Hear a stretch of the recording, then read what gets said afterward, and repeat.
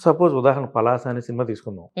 ఆ చిన్న షావుకారు అనే వేషం నాకు సరిపోతుంది అని డైరెక్టర్ ఐడియా రావడం అనేది ఆయన ఆయన ఐడియాలజీ అది. అవును. దీన్ని 4 రకాలుగా 4 గెటప్‌లో 4 రకాల కాస్ట్యూమ్స్‌తో 4 రకాల బాడీ షేప్‌తో చూపిస్తే కొత్తగా కనపడతాడు అని ఆలోచించడం అతని విజ్ఞత. అవును. చేశాడు.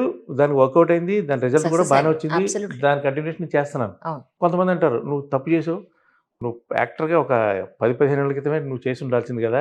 నీకు బోలెడు లైఫ్ ఉంది." ఎందుకు చేయలేదు అడిగాను నేను. అప్పుడు కూడా అడిగా. అడిగితే అప్పుడు నేను యాంకర్‌ని కదా! అవకాశాలు రావు. యాంకర్‌ని కదా! అదే కదా! సినిమాలో కూడా యాంకర్ వేషాలు ఇచ్చేవారు. నిజం. ఇప్పుడు నాకు ఇచ్చినట్టు. మరి చూడండి న్యూస్ రీడర్స్‌నే న్యూస్ చేస్తే పిలుస్తారు. న్యూస్ రీడర్‌నే పిలవడం. ఇప్పుడు అవును. ఇక్కడ అదే చేసి అక్కడ అదే చేస్తే అవును.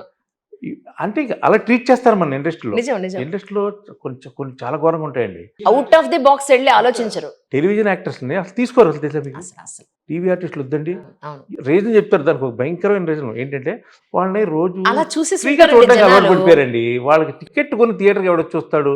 ఈడెవడని చెప్పడానికి అసలు ఎవడైనా కానీ ఎగ్జాక్ట్‌లీ. థియేటర్‌కి ఎవడొచ్చి చూస్తాడో వీళ్ళు చెప్పగలరా?